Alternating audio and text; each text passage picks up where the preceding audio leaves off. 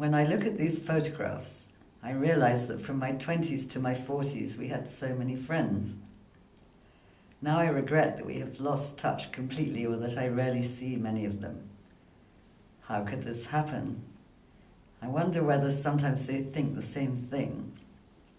I feel that when I lost Vikram, I also lost a large part of my future life.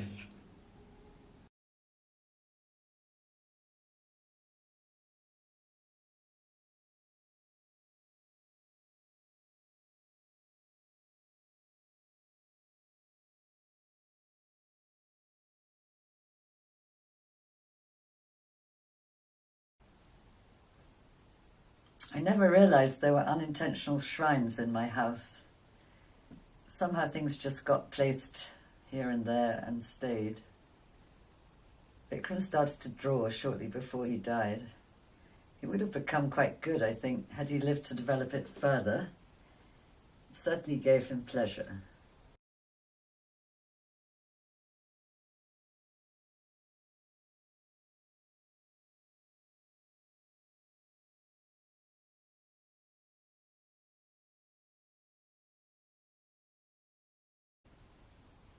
It was hard for me to throw Vikram's things away, but I finally had to when moths invaded and took over the house.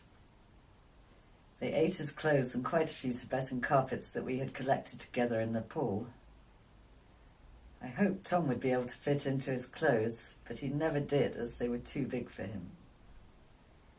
Vikram always wore his father's dressing gown, as it gave him a tangible connection to the father he had lost at the age of 6 years old.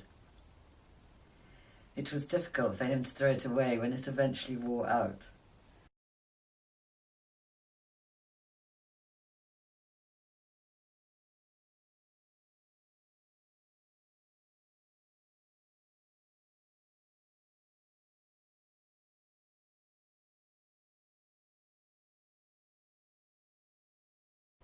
I have spent too many years occupying one half of a large bed.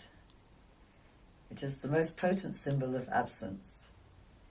It's been 21 years now, but I still feel the loss. Grief can come up on you when you least expect it. Like when you see people hugging and loving each other in a film or on the television.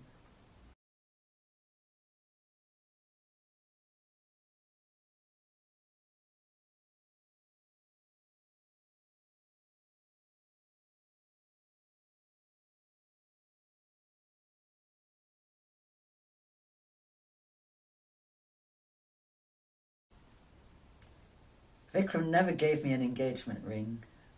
It amused him not to do the conventional or expected thing. I'm surprised he wanted to get married. I don't think we had a proper wedding ring for our wedding in Kathmandu. I remember several months later we were in Clapham Junction in London.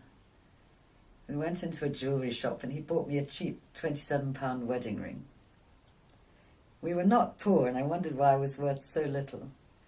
But I shrugged it off because I didn't want to seem conventional and therefore boring in his eyes.